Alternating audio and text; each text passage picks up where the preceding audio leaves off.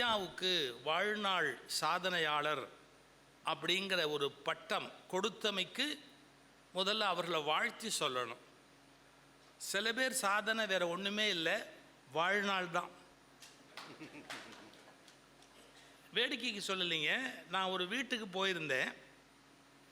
ஒரு பெரிய படம் மாட்டியிருந்தாங்க அந்த வீட்டில். அந்த படத்தில் ஒரு மாலை ஒரு சனீஸ்வரனுக்கு போடுற சைஸில் போட்டிருந்தாங்க. இந்த கோயில்லையே சனீஸ்வரனுக்குன்னு ஒரு மாலை இருக்குது தெரியுமா உங்களுக்கு? அதாவது கழட்டவும் முடியாது, போடவும் முடியாது. அது ஒரு சின்ன மாலையாக இருக்கும். அதை பேச்சாளருக்கு வேறு போட்டு அவமானப்படுத்துவாங்க. அதுலேயும் விக்கு வச்சுருக்கிற பேச்சாளராக இருந்தால் ரொம்ப கஷ்டம். அந்த மாதிரி ஒரு சின்ன மாலை, அந்த மாலை அந்த படத்தில் போட்டிருக்கிறாங்க. கீழே எழுதியிருக்காங்க, தோற்றம் 1900 சில்லறை, மறைவு 1900 சில்லறை. நான் சில்லறைன்னு ஏன் சொல்கிறேன்னு யோசிக்கிறீங்களா? அந்த ஆளே ஒரு சில்லறை. அதில் ஒரு ஊதுவத்தி குத்தி இருக்கிறான். அது இந்த செத்தவன் வீட்டில் வைக்கிறதுக்குனே ஒரு பிராண்டு ஊதுபத்தி இருக்குது, பார்த்துருக்கீங்களா? அது உயிரோடு இருக்கிறவனால அதை சகிக்க முடியாது. செத்தவனுக்குன்னு குத்துறதுக்கு ஒரு ஊதுபத்தி இருக்குது, செத்தவன் பிராண்டு ஊதுபத்தின்னு. அதை அவன் படத்து பக்கத்தில் குத்தி வச்சுருக்கிறான். அவர் தான் போயிட்டாரு, குத்தி இருக்கிறான். நான் அந்த வீட்டுக்காரரை பார்த்து கேட்டேன், இவர் என்ன பண்ணாருன்னு. பிறந்தாருன்னா. அப்புறம் அது அவருடைய பெருமை இல்லை, அது அவர் சாமர்த்தியமும் இல்லை. அப்புறம் என்ன, வளர்ந்தார், அப்புறம் கல்யாணம் பண்ணார், அப்புறம் என்ன புள்ள பெற்றாரு, அப்புறம் என்ன போயிட்டாரு. இவர் என்ன சாதனை பண்ணார் உலகத்துக்கு ஒரு நன்மைன்னு யோசிச்சுட்டு சொன்னான். உலகத்தை விட்டு போனார் பாருங்க, அதுதான் இவர் பண்ண சாதனையேன்னு சொன்னான். இந்த உலகத்தில் எத்தனையோ பேர் இருக்கிறத விட போகிறது மூலமாக உலகத்துக்கு நல்லது பண்ணுறவன் இருக்கிறான். வெறும்னா வாழ்ந்துட்டு அர்த்தம் இல்லாமல் போகிறான். இப்போ நான் சிரிப்பாக சொன்னேன், அதை சிறப்பாக சொன்னவர் அருணகிரிநாதர். எப்படி சொன்னார்? இந்த உலகத்தில் பிறந்து பல பேர் எப்படி இருக்கிறாங்க அப்படின்னு கேட்டால், அர்த்தமே இல்லாத ஒரு வாழ்க்கையை வாழ்ந்து முலையமுது தந்து முதுகு தடவிய தாயர் இந்த உறவில் ஒரு பிள்ளையாக பிறந்து அர்த்தமில்லாமல் அவர்கள் இறந்து போய் விடுகிறார்கள் அப்படின்னு பாரதியும் அதை சொல்றார். தேடி சோறு நிதம் தின்று பல சின்னம் சிறுகதைகள் பேசி மனம் வாடி துன்பம் மிக உழன்று பிறர் வாட பல செயல்கள் செய்து நரை கூடி கிழப்பருவம் எய்தி கொடும் கூற்றுக்கு இறையனப்பின்மாயும் பல வேடிக்கை மனிதரை போலே நான் வீழ்வேன் என்று நினைத்தாயோ. எவ்வளவு அர்த்தமில்லாத ஒரு வாழ்க்கை இந்த உலகத்தில் பல பேர் வாழ்ந்து விட்டு போகிறார்கள். அந்த மாதிரி வாழாமல் வாழ்நாள் முழுவதும் பிறரை மகிழ்விப்பதே ஒரு லட்சியமாக வாழ்ந்து கொண்டிருக்கிற ஒரு மிகப்பெரிய மா மனிதர் தான் எங்கள் ஐயா சண்முக வடிவேலு அவர்கள். பொறுமையினுடைய சிகரம் அவர், அன்பினுடைய வடிவம் அவர். உங்களுக்கு தெரியும், சுலபத்தில் நான் யாரையும் பாராட்ட மாட்டேன். நான் மனமுவந்து பாராட்டுகிற ஒரு மா மனிதர் அப்படின்னு சொன்னால் அவர் எவ்வளவு உயர்ந்த பண்பு நலன்கள் உடையவர் அப்படிங்கிறது தெரிஞ்சுக்கணும். நான் திருவாரூரில் பேச்சாளனா ஆரம்ப காலத்தில் போகிறேன். அவர் என்னை விட வயதில் மூத்தவர். ஆனால் ஒத்துக்க மாட்டார், வயதில் மூத்தவர். வேற ஒரு பேச்சாளர் 2ஆம் கல்யாணம் பண்ணணும்னு நினச்சார் சார். பொண்ணு பார்க்க போகும்போது இவரை கூட கூட்டிகிட்டு போனார் சார். ஒய்ஃப் இறந்து போயிட்டாங்க, 2ஆவது கல்யாணம் பண்ணுறதுக்கு இவரை கூட்டிகிட்டு போகிறாங்க. நான் கேட்குறேன், உமக்கு எதுக்கியா வம்பு, நீர் எதுக்கு அவர் கூட போனீர்னு கேட்டேன் இவரை. அவர் அழகாக தெரியறதுக்கு ஒரு ஏற்பாடுன்னார். இவர் வயசு கூட, என்னை விட ரொம்ப வயசில் பெரியவர். அவர் வீட்டுக்கு போனால் அப்படி வரவேற்பார், அப்படி உபசரிப்பார். ஒரு எளிய தமிழாசிரியர் சைக்கிள் வச்சிருந்தார். அவர் சைக்கிள் வச்சிருந்ததை நான் பார்த்தேன். அப்புறமா மொப்படு வாங்கினார், அதுக்கப்புறம் ஸ்கூட்டி வாங்கினார், இப்போ ஜம்முன்னு ஒரு கார் வாங்கியிருக்கார். அதாவது தமிழ் ஒருவரை எப்படி வாழ வைக்கிறது என்பதற்கு அவர் ஒரு பெரிய அடையாளம். வயது வித்தியாசமெல்லாம் பார்த்து பழக மாட்டார். எங்களோடு அன்பு காட்டி நடுவர்னு நான் உட்கார்ந்து அவர் பேசுவது மரியாதையா சார்? அவர் சீனியர் லாயர், என்னை விட வயதில் மூத்தவர், பெரியவர்.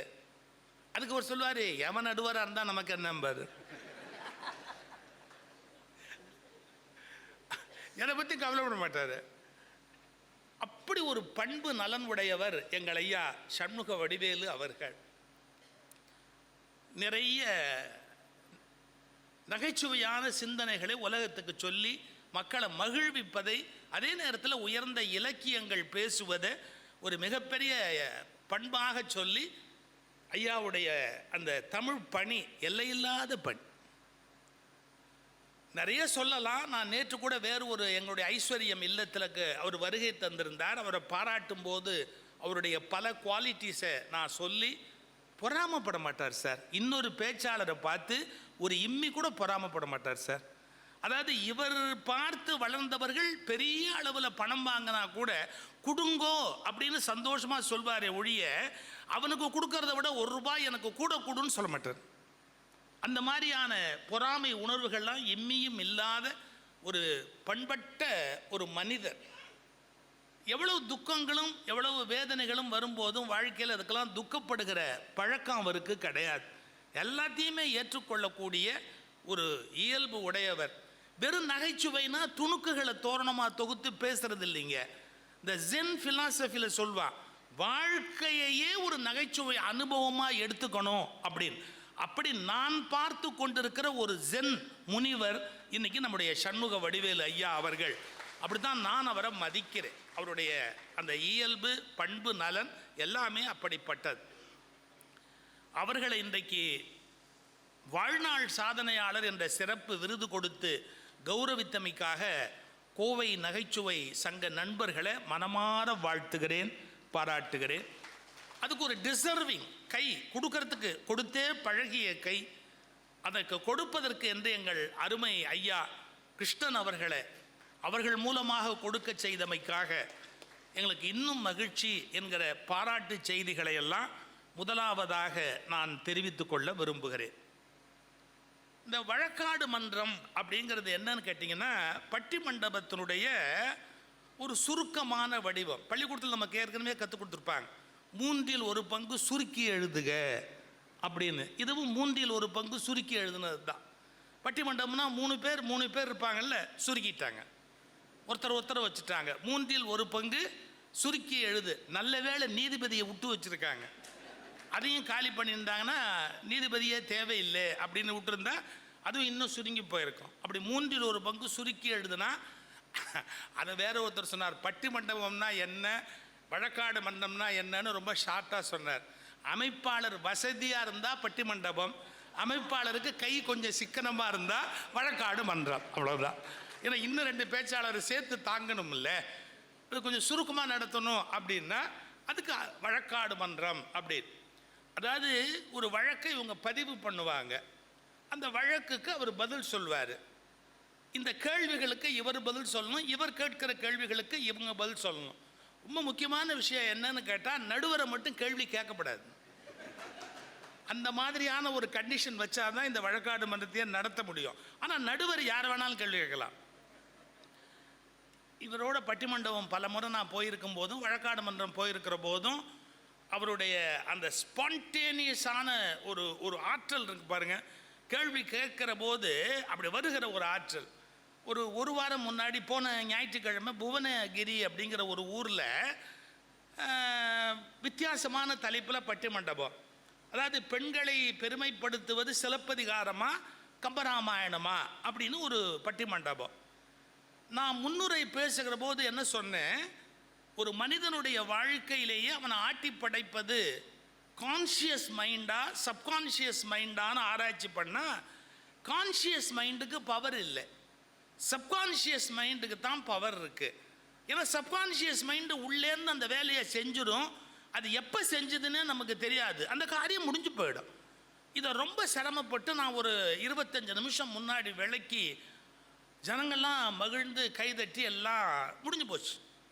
அப்புறம் பட்டிமன்றம் ஆரம்பித்து இவர் பேசும்போது சொல்கிறாரு, கைகேயை எல்லாரும் கெட்டவங்கன்னு சொல்கிறாங்க, அப்படி கைகேயை கெட்டவங்கன்னு சொல்லக்கூடாது, ராமர் வனவாசம் போய் ராவணனை கொல்லணும், அந்த நல்ல காரியம் நடக்கணும்னா இவர் காட்டுக்கு போயாகணும். இங்கே நாட்டிலேயே இருந்துட்டாரு பட்டம் கட்டிட்டுன்னு சொன்னால் அந்த ராவணனை கொல்ற காரியம்லாம் நடக்காமல் போயிடும்னு கைகேயி அம்மா நல்லது நினச்சி வேணும்னு தான் ராமனை புகழ் கிடைக்கட்டும் உலகத்துக்குன்னு வனவாசம் அனுப்பிச்சாங்க. பெண்ணை பெருமைப்படுத்தியதுன்னு ஆரம்பித்தார். நான் ஒன்று ஒரு கேள்வி கேட்டேன். நீங்கள் ரொம்ப பெரியவங்க, உங்களை நான் கேள்வி கேட்குறது தான் 100 தடவை யோசிக்கணும். இருந்தாலும் நீங்கள் ஒன்று புரிஞ்சுக்கணும். இதை கைகேயி உணர்ந்து சொன்னால்னு கம்பராமாயணத்தில் ஒரு பாட்டு இருக்குதா? ஒரே ஒரு வரி இருக்குதா? அதாவது ராமன் காட்டுக்கு போய் ராவணனை கொல்லணுங்கிறதுக்காக நான் கெட்ட பேர் வாங்கிக்கிறேன் அப்படின்னு கைகேயி நினைச்சதா ஒரு வரி கம்பராமாயணம் பாட்டு ஏதாவது இருக்குதா? கொஞ்சம் இருந்தால் எடுத்து காட்டுங்கன்னு. அவர்கிட்ட பதில் இல்லை. என்னபடி ஒரு பார்வை பார்த்துட்டு சொன்னார், கான்ஷியஸ் மைண்டில் கெட்டவளா அவ தெரியுறா, ஆனால் சப்கான்ஷியஸ் மைண்டில் அவர் ரொம்ப நான் 45 நிமிஷம் விளக்குனது வேஸ்ட்டாக போச்சு. அதாவது இதுக்கு கம்பராமாயணத்துலேருந்து பதில் இல்லை. என்னடே என்னையடா நீ கேள்வி கேட்குற? அவன் மனசுக்கு மட்டும்தான் அது தெரியும், வேற வெளியிலெல்லாம் எங்கேயுமே தெரியாது. அது சப்கான்ஷியஸ் மைண்ட் அப்படின்னு அதுக்கு விளக்கம் சொல்கிறார். அவரை பேசி ஜெயிக்கிறதுங்கிறது சுலபமான ஒரு காரியம் இல்லை. ஆற்றல் வாய்ந்த ஒரு மிகச்சிறந்த ஒரு பேச்சாளர் ஐயா சண்முக வடிவேல் அவர்கள் ஒரு பக்கத்தில் இங்கே பேசுவதற்கு வருகை தந்திருக்கிறார்கள். இந்த பக்கம் நம்முடைய சகோதரியார் இந்த கொங்கு மண்ணுக்கு ஒரு சிறப்பு சேர்த்து கொண்டிருக்கிற சாந்தாமணி அவர்கள். அவங்க நிறைய தமிழ்நாடு முழுக்க பேசுகிறாங்க, தொலைக்காட்சியில் பேசுகிறாங்க. இப்போ ஒரு மிகப்பெரிய பேச்சாளர் ஒரு குறும்படத்தில் நடிச்சிருக்காங்க. அவங்க அந்த மாதிரி வளர்ந்து கொண்டிருக்கிற, என்னைக்கும் நிரந்தரமான புகழோடு வளர்ந்து கொண்டிருக்கிற ஒரு மிகச்சிறந்த பேச்சாளர். உங்களுக்கு தெரியும், கோயம்புத்தூருடைய ரசிகர் பெருமக்களுடைய இயல்பு, நன்றி உரை சொன்னால் கூட எந்திரிக்க மாட்டாங்க. அப்படி எந்திரிச்சாங்கன்னா அவங்களாம் பொள்ளாச்சிலேருந்து வந்திருக்காங்கன்னு அர்த்தமே ஒழிய அவங்க யாரும் கோயம்புத்தூர்காரங்க இல்லை அப்படிங்கிறத நம்ம உறுதியாக தெரிஞ்சுக்கலாம். அந்த மாதிரியான ரொம்ப தங்கமான மனிதர்கள். தங்கமான மனிதர்னால் அர்த்தம் என்ன தெரியுங்களா? ப்ராசஸ் பண்ணிக்கிட்டே வரும்போது மற்றதெல்லாம் வெளியே போயிடும். கோல்டு இருக்கு இல்லையா, அது கடைசியில் தங்கும்.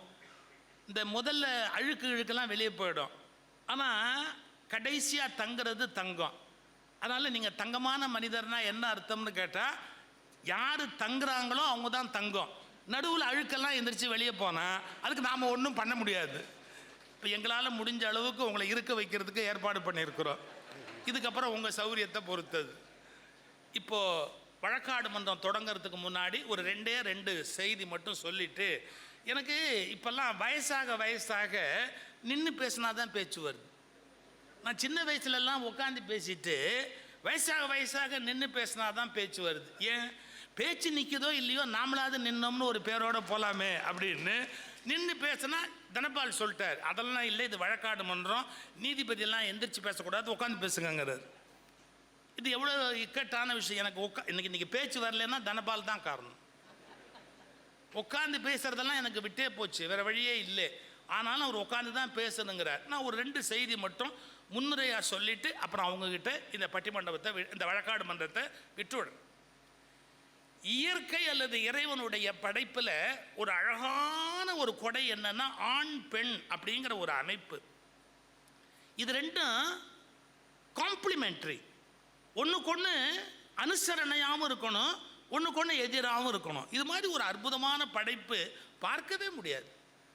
எதிரிகளாக இருந்தால் வாழ முடியாது, எதிர் தன்மை உடையதாக இருந்தால் அந்த வாழ்வு பிரமாதமாக இருக்கும். அப்படி இயற்கை படைத்த அற்புத படைப்பு ஆண் பெண் அப்படிங்கிற படைப்பு. அந்த படைப்பில் ஒன்று அடக்கி ஆள வேணும் அப்படின்னு நினச்சா அது அவ்வளோ சுகமான ஒரு இல்லறமாக இருக்காது, ஒரு சுகமான ஒரு சமுதாய அமைப்பாக இருக்காது. ஆனால் பெண்ணுக்குன்னு சில குவாலிட்டிஸ் உண்டு, ஆணுக்குன்னு சில குவாலிட்டிஸ் உண்டு. ஒரு கதை நான் படித்த கதையில் ரொம்ப அழகான ஒரு கதை.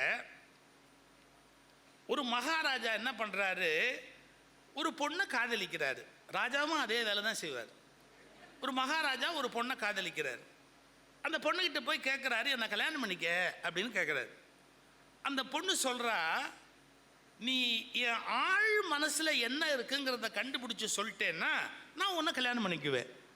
நீ சரியா சொன்னா உன்னை கல்யாணம் பண்றேன், இல்லாட்டி நான் உன்னை கல்யாணம் பண்ண முடியாது அப்படின்ட்டு. இந்த அரசருக்கு கவலை, ஒரு பெண்ணோட ஆழ் மனசுல என்ன இருக்குன்னு எப்படி கண்டுபிடிக்கிறது? இவர் வேற ஒரு சண்டைக்கு போகும்போது ஒரு அரசர் தோத்து போனாரு.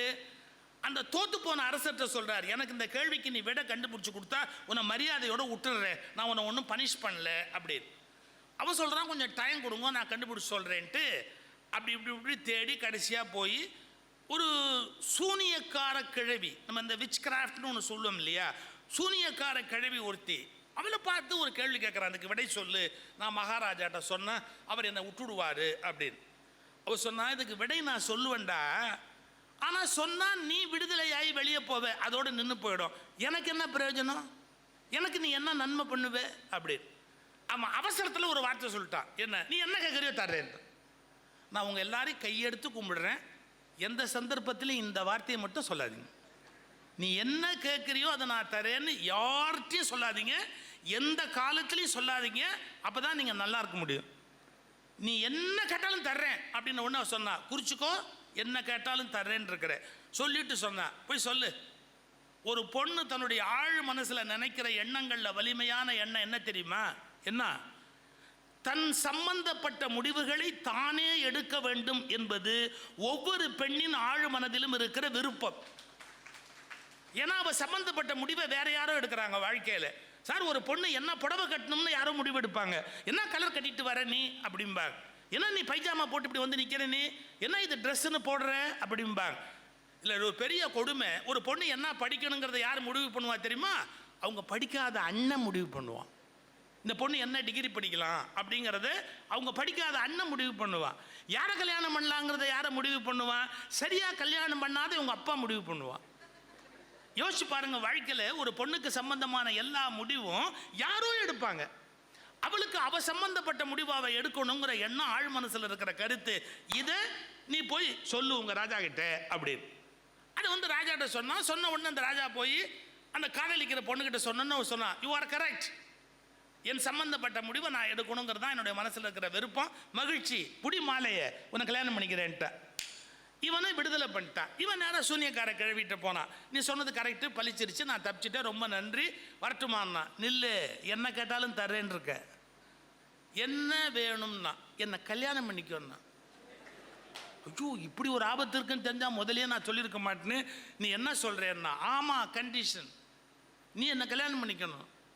அவன் இப்படி யோசித்தான், சரி என்ன பண்ணுறது, கல்யாணம் பண்ணிங்கன்னா பண்ணிக்க வேண்டியது தான், ரைட் பண்ணிக்கிறேன், எப்போ வச்சுக்கலாம், நாளைக்கு காலையில் 10 மணிக்கு முகூர்த்தம், மாலையோட வா.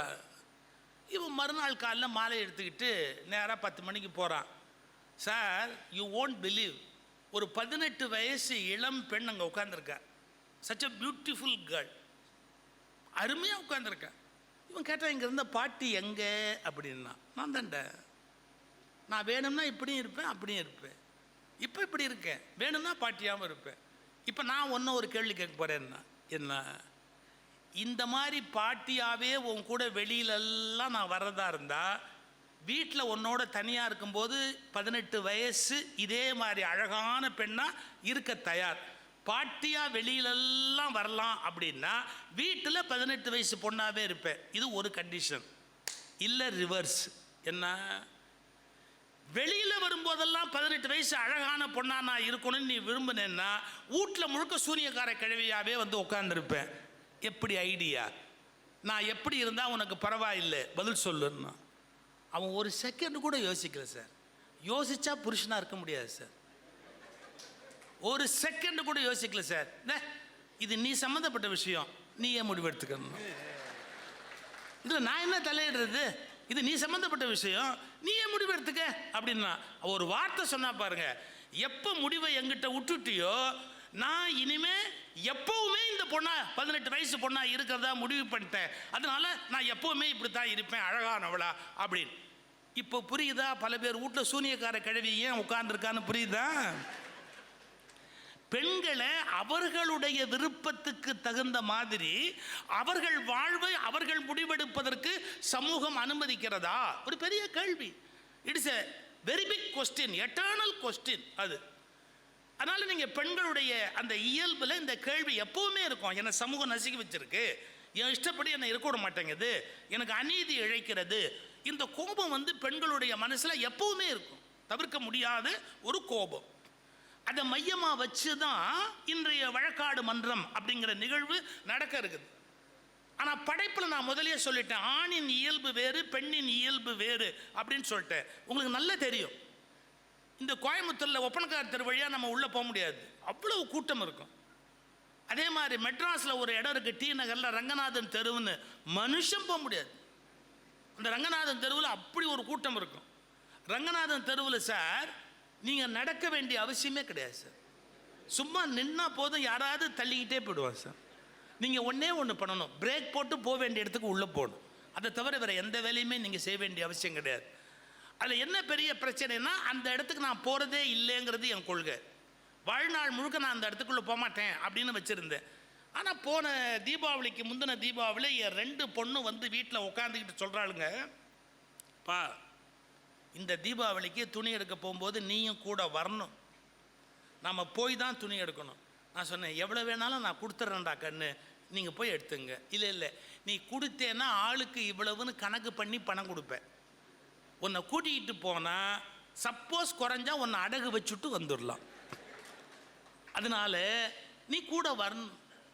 எனக்கா தாங்க முடியல வேதனை. அந்த கடைக்கு எப்படி போகிறதுன்னு இது வரைக்கும் நான் போகிறதே கிடையாது துணி கடைக்கு. இவங்க இவ்வளோ கட்டாயப்படுத்துகிறாங்களேன்னு சொல்லிட்டு வேறு வழி இல்லாமல் வர்றேன்னு பாருங்கள். டக்குன்னு என் ஒய்ஃப் கேட்டா, எத்தனை தடவை நான் கூப்பிட்ருக்கேன், ஒரு தடவை கூட வரணும்னு உங்களுக்கு தோணுனதில்லை. உங்கள் ரத்தம் பிள்ளைங்க, உங்கள் ரத்தம் கூப்பிட்ட உடனே மட்டும் வரணும்னு தோணுது, நான் கூப்பிட்டப்பெல்லாம் வரணும்னு தோணுதே இல்லையே. இந்த கேள்விக்கெல்லாம் நம்மகிட்ட பதில் இல்லை. இப்போ சில பேர் கடவுள் உண்டான்னு ஒரு கேள்வி கேட்பான், அதுக்கெல்லாம் நம்ம பிரம்மத்தை விலைக்கு பதில் சொல்ல முடியுமா? இந்த அது மாதிரி மனைவி கேட்குற இந்த சில கேள்விக்கெல்லாம் நம்ம மௌன உபதேசம் தான், பேசாமல் இருக்கிறது தான் புத்தால்தனம். நான் ஒன்றும் பதில் சொல்லவே இல்லை. போனா சார் கூட்டம்னா கூட்டம், மூச்சு விட முடியல. கடைசியாக நான் என் சின்ன பொண்ணுக்கிட்ட சொன்னேன், ஏம்மா நான் இன்னும் ஒரு 15 வருஷம் உயிரோடு இருக்கிற ஐடியாவோடு இருக்கிறேன், நான் வெளியில் போய் அப்பா உட்காந்துக்கிறேன்டா கண்ணு, நீங்கள் உள்ளே போய் என்ன வேணாலும் வாங்கிக்கிட்டு அப்புறமா வா அப்படி. அவள் என்ன சொன்னா, கூட்டம்னா உனக்கு பிடிக்குமேப்பான்னு. எங்கே கிண்டல் பண்ணுறா பாருங்க. கூட்டம் வரலன்னா தானேப்பா நீ வருத்தப்படுவேன், கூட்டம்னா உனக்கு ரொம்ப பிடிக்குமேப்பான்னா. கூட்டம் எதிரில் இருந்தால் பிடிக்கும், என்னையே பிடிக்கிற அளவுக்கு இருந்தால் நான் எப்படி, எதிரில் இருந்தால் பிடிக்கும், என்னால் முடியாதுன்னு. அப்போ நீ வெளியே போய் உட்காந்துரு, நாங்கள் முடிச்சுட்டு வந்து வாங்கிக்கிறோம். நான் போய் உட்காந்தேன் சார், என்ன மாதிரி பரிதாபமான ஆத்மா 15 உட்காந்துருக்கு சார். ஆனால் சும்மா சொல்லக்கூடாது, அந்த துணிக்கடையிலலாம் ஒரு பெரிய சௌகரியம், எங்களுக்கு உயிர் நீடிப்பதற்கு ஏற்பாடு பண்ணியிருக்காங்க. கொஞ்சம் சக்கரை பொங்கல், புளியோதரை, கொக்கோ கோலா ஏதாவது கொடுத்து அப்பப்போ உயிரோடு வச்சுருக்கிறாங்க. பில்லு கொடுக்கணுமே, அது வரைக்கும் உயிரோடு இருக்கணும் இல்லை, அதுக்காக எங்களை உயிரோடையே வச்சுருக்கிறாங்க. அங்கே ஒரு இன்ட்ரெஸ்டிங்கான காட்சி பார்த்தேன். என்னை விட வயசில் பெரியவர் 85 கோச்சுக்காது, 85 நான் கிழவர்னு சொன்னால் இவர் கோவம் வந்துடும். என்னை விட வயசில் பெரியவர் 85 உட்காந்துருந்தார். அவர் ரொம்ப சோகமாக இப்படி உட்காந்துருந்தார் சார். ஒரு 18-19 வயசு ஒரு பொண்ணு படியில் இறங்கி வருது. இவர் என்ன பண்ணார் தெரியுங்களா, அந்த பொண்ணை எப்படி பார்த்து, இந்தவன் அந்த பொண்ணு கேட்டது, என்ன தாத்தா கூப்பிடுறீங்க? ஒன்னா தான் வாங்க. என்னத்துக்கு? உக்கார், பேசிக்கிட்டு இருப்போம். அந்த பொண்ணு கேட்டது, மரியாதை கெட்டு போகும். You are 80, I am 18. என்ன பேசுறதுக்கு இருக்கு? ஒரு மரியாதை வேணா? நீ 80, நான் 18, ஒரு மரியாதை வேணா? என்ன பேசுறதுக்கு இருக்கு? தாயி கோச்சுக்காது. என் பொண்டாட்டி புடவை எடுக்கணும்னு உள்ளே போனான். அவள் வர்ற 8 மணி நேரம் ஆச்சு, இன்னும் காணும். அதுக்கு என்ன எதுக்கு? அவசரப்படாது தாய். அவகிட்ட ஒரே ஒரு நல்ல வழக்கம், நான் எப்போவாவது யாராவது ஒரு பொம்பளைகிட்ட பேசினா வந்துடுவா. அது மட்டும் இல்லை, அதுக்கு அது உடனே வந்துடுவா. அதுவும் அழகான பொண்ணாக இருந்தா அப்பவே வந்துடுவா. அந்த ஒரு தயவு. ராமரே சார் சூர்பனகையோட பேசும்போது சீத்தை எட்டி பார்த்தா தெரியுங்களா? நீங்கள் ராமாயணம் போய் பாருங்களேன், வெளியில் ராமர் சூர்பனகையோட பேசிக்கிட்டு இருக்கிறாரு, சீத்தை எட்டி பார்த்தா வெளியே எந்த நம்பாளி யாரோடைய அரட்டை அடிக்கிறாரு. அதனால் இது ராமாயண காலத்திலேருந்தே இது கண்டினியூ ஆகிற விஷயம், மறந்துடக்கூடாது. இந்த தாத்தா சொல்கிறாரு, ஒரு அழகான பொண்ணோட பேசுனா அப்பவே வந்துருவான்னு பாருங்க. கரெக்டாக அந்த அம்மா கேட்குது, அங்கே என்ன ஒரு பொம்பளை பிள்ளையோட அரட்டை? கேட்டுக்கிட்டு அந்த அம்மா அங்கேருந்து இறங்கி வருது. உடனே இந்த பொண்ணு இவர் சொன்னார், தாயி நீ போகலாம், நீ போகலாம். வந்துட்டார், நம்ம வேலை முடிஞ்சு போச்சு. நான் கிண்டல் பண்ணுறேன்னு நினைக்காதீங்க. 8 மணி நேரம் ஒரு துணிக்கடையில் செலக்ட் பண்ணுற அளவுக்கு என்ன இருக்குது? 8 மணி நேரம் ஒரு துணிக்கடையில் செலக்ட் பண்ணுற அளவுக்கு என்ன இருக்குது? என்னமோ போனோமா, கோச்சுக்காதீங்க, எது கட்டினாலும் நல்லா இல்லை, இதை சொல்லவும் முடியல, அது அதை விட பெரிய பிரச்சனை. இருந்தாலும் 8 மணி நேரம், இதை விட இன்னும் கொஞ்சம் பச்சை, இதை விட டார்க்கு, இதை விட கொஞ்சம், அது எப்படி இருந்தால் என்ன? போட்டு உயிரை எடுத்து அந்த கடைக்காரனை உண்டு இல்லைன்னு ஆக்கி அந்த 8, அதில் வேற வாங்கிட்டு வந்ததை வீட்டில் வந்து பார்த்ததுக்கப்புறம் அத்தனை சந்தோஷமும் போயிடும். ஏன்? அந்த லைட்டில் நல்லா இருந்தது, சன்லைட்டில் நல்லா இல்லை. அப்போ நாங்கள் என்ன சன்லைட்டை எடுத்துகிட்டு வந்து கடைக்குள்ளேயே அடிக்க முடியும்? சன்லைட்டில் நல்லா இல்லை, மறுபடியும் மாற்றுறதுக்கு போகலாமா? சார் 8 மணி நேரம் செலக்ட் பண்ணி புடவையை இப்படி புரட்டி அப்படி புரட்டி எல்லாம் முடிஞ்சதுக்கப்புறம் கணவன் பக்கத்தில் நிற்கிறான். அவங்ககிட்ட அந்த புடவையை இப்படி காமிச்சு, நீங்கள் பாருங்கள் அப்படின்னு. கோச்சிக்காதீங்க, எனக்கு தெரிஞ்சு இது வரைக்கும் உலகத்தில் எந்த ஆண்மகனும் அந்த கலர், டிசைன், பார்டர் இதெல்லாம் பார்த்ததே கிடையாது. அந்த புடவையிலேயே அசிங்கமான ஒரு இடம் இருக்குது. எது? லேபிள். அதில் 1000 சில்லறை, 2000 சில்லறை, 10,000 சில்லறைன்னு ஒட்டி இருக்கும். எனக்கு தெரிஞ்ச அந்த புடவையிலேயே அசிங்கமானது அதுதான்.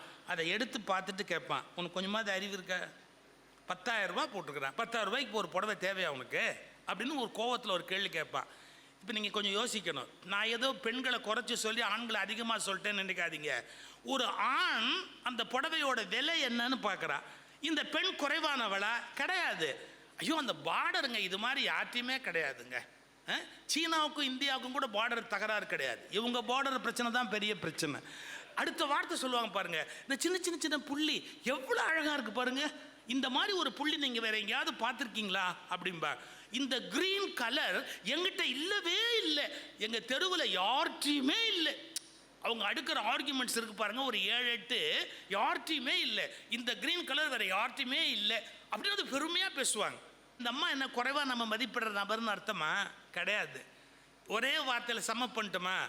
அந்த புடவையின் கலை நயத்தில், எப்படி அந்த புடவையின் கலை நயத்தில் பெண் தன் மனதை பறிகொடுக்கிறாள், அந்த புடவையின் விலை நயத்தில் ஆண் தன் மனதை பறிகொடுக்கிறார். ஆணுக்கு விலை நயம் முக்கியமாக தெரியுது, பெண்ணுக்கு கலை நயம் முக்கியமாக தெரியுது. ஏன்? படைப்பு அப்படி. வலது மூளைன்னு ஒன்று இருக்கு, இடது மூளைன்னு ஒன்று இருக்கு. வலது மூளையின் இயல்பு வேற, இடது மூளையின் இயல்பு வேற. அவங்க எதிர்பார்க்கிற வாழ்க்கை வேற, இவங்க எதிர்பார்க்கிற சிந்தனை வேற. அதான் இயற்கையோடைய அற்புதம். எதிரெதிரான இந்த ரெண்டையும் பின்னி உடம்புக்குள்ள வலது மூளை இடது மூளை வச்ச மாதிரி ஒரு பெண்ணு ஆணும் அப்படி இணைந்து ஒரு குடும்பத்தை ஆரம்பிச்சாதான் இந்த வாழ்க்கை என்பதனுடைய முழுமையான அற்புதம் நமக்கு புரிய ஆரம்பிக்கும். அது ஒரு பெரிய கலை சார். எந்த விஷயத்திலுமே ஒரு ஆண் திங்க் பண்ணுற ஆங்கிளே வேறையா இருக்கும், ஒரு பெண் திங்க் பண்ணுற ஆங்கிளே வேறையா இருக்கும். அதுதான் அந்த பியூட்டி, கிரியேஷனுடைய பியூட்டி. என்ஜாய் பண்ணணும். நமக்கு நினைவு இருக்கிற பல விஷயம் அவங்களுக்கு இருக்காது, அவங்களுக்கு நினைவு இருக்கிற பல விஷயம் நமக்கு இருக்காது. சார் எங்கள் வெட்டிங் ஆனிவர்சரி நான் என்னமோ எழுதிக்கிட்டு இருந்தேன், என் ஒய்ஃப் அங்கேருந்து வந்தாங்க. வந்துட்டு ஒரு கேள்வி கேட்டாங்க, பாயசம், நாட் பாய்சன், பாயசம் கொண்டாந்து இப்படி எதிர்த்தாப்பில் வச்சாங்க. நான் அந்த பாயசத்தை பார்த்து என்ன விசேஷம்ட்டு, அன்றைக்கி வெட்டிங் ஆனிவர்சரி பாயசத்தை கொண்டாந்து வச்ச உடனே இது என்ன விசேஷம், இது கூட உங்களுக்கு ஞாபகத்தில் இருக்காது, என்ன விசேஷம்னு என்ன கேட்குறீங்களே, எங்கே போய் தொலைக்கிறது இதை, குடிங்க அப்படின்னாங்க. அது கொஞ்சம் டயர்டாக இருந்தாங்க, கொஞ்சம் கண்ணெல்லாம் உள்ளே போய் டயர்டாக இருந்தாங்க. ஒரு வேளை நேற்றுக்கு 3 சீரியல் ஒன்றா பார்த்தாங்களோ என்னமோ தெரியல. நான் மெதுவாக அப்படி நிமிர்ந்து பார்த்துட்டு சரி இந்த கோபத்தை பேச்சப் பண்ணுமேன்னு கேட்டேன். ஏம்மா கண்ணெல்லாம் ஒரு மாதிரியாக இருக்குது, டயர்டாக இருந்தியே, உடம்பு சரியில்லையா, ஏதாவது உடம்பு சரியில்லையா? இதுக்கு என்ன சார் சொல்லணும்? இவ்வளோ அக்கறையாக ஹஸ்பண்ட் விசாரிக்கிறான்னு மகிழ்ச்சியாக சொல்லணும்ல. அவங்க என்ன சொன்னாங்க தெரியுங்களா? அரே இதெல்லாம் உங்களுக்கு ஞாபகத்தில் வருதா? என் முகம் எப்படி இருந்தது எப்படி இருக்குங்கிறதெல்லாம் உங்களுக்கு நினைவில் இருக்கா? என்ன உங்களுக்கு ஞாபகத்தில் இருக்கிறதே பெரிய விஷயம், அதில் இதெல்லாம் வேறு உங்களுக்கு ஞாபகத்தில் இருக்கா? ஆச்சரியமாக கேட்குறாங்க. நான் சொன்னேன், ரொம்ப ஓட்டாத, நம்ம கல்யாணம் ஆகி 25 வருஷம் ஆச்சு, அப்போ தான் நீ ஞாபகம் வந்தது இன்றைக்கி ஆனிவர்சரி, 25th ஆனிவர்சரி வேறு. ஆமாம் ஆமாம் அப்படின்னு. கல்யாணம் ஆகி 25 வருஷம் ஆச்சு. என் மனசில் என்ன இருக்குன்னு உங்களுக்கு தெரியுமா? எனக்கு எப்படிமா தெரியும்? எனக்கு எப்படி தெரியும்? தெரிய வேணாமா? வாழ்க்கையில் யோசிச்சு பாருங்க. நான் நினைக்கிற ஒரே ஒரு சின்ன விஷயம் அதை நீங்கள் நிறைவேற்றிருக்கீங்களா? நான் யோசிச்சு பார்க்குறேன், என்ன ஏது அப்படின்னு. அப்புறம் சரண்டர் ஆகிட்டு, முடியலம்மா, தெரியல எனக்கு என்ன விஷயம்னு சொல். கல்யாணம் 25 வருஷம் ஆச்சு. ஒரு நாளாவது நீங்கள் என்னை பார்த்து சாப்பிட்டியான்னு கேட்டிங்களா? சார், நான் ஜோக் அடிக்கிறதுக்கு சொல்லலை, ஏன்னா நீங்கள் சிரிக்காததுலேருந்தே அது ஜோக் இல்லைன்னு தெரிஞ்சு போச்சு. சீரியஸாகவே கேட்குறாங்க, நீ சாப்பிட்டியான்னு என்ன கேட்டிருக்கீங்களா? நீங்கள் இதை நான் யோசிச்சே பார்க்கல சார். நமக்கு சாப்பாடு போடுற அவளை பார்த்து நீ சாப்பிட்டியா நம்ம எதாவது கேட்டிருப்போமா என்றைக்காது? நான் 10 பேரோட வருவேன், திடீர்னு உடனே சாப்பாடு போடுவா. அவள் சாப்பிட்டாலும் நான் கேட்டதே இல்லை, இது வரைக்கும் கேட்டதே இல்லை. ரொம்ப எனக்கு வெக்கமாக போச்சு. நான் உடனே சொன்னேன், இனிமே அப்படின்னு நிறுத்துங்க. நாளைக்கு சாப்பிட்டியான்னு கேட்டால் அதை விட அசிங்கம் இந்த உலகத்தில் வேறு எதுவுமே இல்லை. அதனால் தயவுசெய்து கேட்டுறாதீங்க. நாளைக்கு என்னை கேட்டு கொண்டுடாதீங்க. அதை மட்டும் தயவுசெய்து மறுபடியும் கேட்டுறாதீங்க. நான் வாங்கிட்டு வந்த வரேன், அவ்வளவுதான். இதோட விட்டுருங்க, புரியுதா அப்படின்ட்டு டக்குன்னு கிளம்புனாங்க. அவங்க அவங்க அந்தாண்ட அப்படி போன உடனே நான் சொன்னேன், இங்கே வர, நீ என்ன கேட்ட? சாப்பிட்டியான்னு என்ன கேட்டேன். நான் இப்போ உண்மையான பதில் சொல்லட்டுமா? சொல். உன்னை பார்த்தா சாப்பிடாத ஆள் மாதிரி தெரியல. அவங்க சொல்ல, உங்ககிட்ட மனுஷி பேச முடியுமா? ஏதாவது கிருத்துருவமாக பேசிக்கிட்டு இருப்பீங்க அப்படின்னு. ஒரு 10 அடி போயிட்டு சார், 10 அடி அப்படி போயிட்டு திடீர்னு யூட்டர்ன் அடித்தாங்க சார். ஒன்று மட்டும் தெரிஞ்சுக்கோங்க, வீட்டில் லேடிஸு புயல் போகிற திசையிலேயே போயிட்டாங்கன்னா நீங்கள் தப்பிச்சிங்கன்னு அர்த்தம். ஒரு யூட்டர்ன் மட்டும் அடித்தாங்கன்னு வச்சுங்க, அந்த யூட்டர்ன் உங்கள் லைஃபையே உண்டு இல்லைன்னு ஆக்க போகுதுன்னு அர்த்தம். அப்படி யூட்டர்ன் அடித்து அப்படி திரும்பி நேராக திரும்ப வந்து, டெய்லி உங்கள் அம்மாவை மட்டும் கேட்குறீங்கள சாப்பிட்டாச்சான்னு. சார், வயசான ஜீவன் உட்காந்துருக்கு, அதுக்கு நம்ம வேறு என்ன சார் பேச போகிறோம்? அம்மாட்ட போய், அம்மா சாப்பிட்டாச்சம்மா, எப்படிம்மா சாப்பிட்டீங்களாம்மா, சாப்பிட்டாச்சா இன்னைக்கு அப்படின்னு கேட்டால் அவங்களுக்கு ஒரு திருப்தி, அதுக்காக கேட்குறோம். இவங்க சொல்கிறாங்க கம்பேரிசன், உங்கள் அம்மாவை டெய்லி கேட்குறீங்கல்ல, ஏன்னா ஒரு நாளாவது நீங்கள் கேட்டிருக்கீங்களா அப்படின்னு. எனக்கு ரொம்ப ஆச்சரியமாக இருந்தது. அவங்க என்ன விரும்புகிறாங்க, என்ன விரும்பலை புரிஞ்சுக்கிறதே பெரிய கஷ்டம். நீங்கள் கடைக்கு போனீங்கன்னா நகை கடையில் இது வேணுமான்னு கேளுங்க, வானான்னு சொல்லுவாங்க. அது உண்மை இல்லை. அவங்க வேண்டாம்னு சொன்னதுக்கு அப்புறமா நீங்கள் வாங்கி கொடுத்தாதான் நாளைக்கு ஏதாவது பிரச்சனை வந்தால் மேற்கோள் காட்டலாம். என்ன, நான் வேண்டான்னு தான் சொல்லிட்டேன், நீங்களும் தான் அதை வாங்கி கொடுத்தீங்களே ஒழிய நான் வேண்டான்னு தான் சொன்னேன். அந்த கேஸ் ரிஜிஸ்டர் பண்ணுற மாதிரி அப்படி ஒரு அழகாக அதை முதல்ல பதிவு பண்ணி ஆகணும்.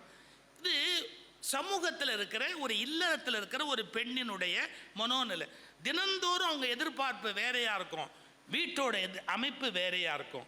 அலுவலகத்துக்கு போகிற பெண், அரசியலுக்கு வருகிற பெண், திரைப்படத்துக்கு வருகிற பெண், இலக்கியங்களுக்கு எழுத்தாளராக வருகிற பெண், ஒவ்வொரு பெண்ணும் வாழ்க்கையில் ஒரு சிக்கலை சந்திக்கிறார்.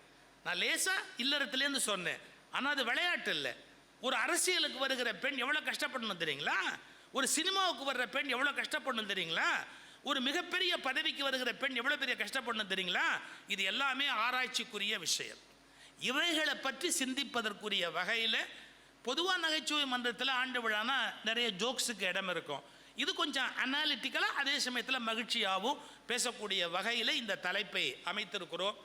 இந்த தலைப்பில் பெண்களுக்கு நீதி வழங்கப்படவில்லை அப்படிங்கிற குற்றத்தை பதிவு பண்ணுறது அம்மா சாந்தாமணி அவர்களுடைய பணி இல்லை, வழங்கப்பட்டிருக்கிறது என்பதை எடுத்துரைப்பது ஐயா சண்முக வடிவேலு அவர்களுடைய பணி. இப்போ முறையாக வழக்காடு மன்றம் தொடங்குகிறது, அவங்க பதிவு பண்ணுவாங்க. நான் ஒன்றும் முன்னுரை அதிகம் பேசிட்டேன்னு வருத்தப்படாதீங்க, ஏன்னா முடிவுரை சுருக்கமாக சொல்லலாம் நீங்கள் எந்திரிக்கிறதுக்கு முன்னாடி.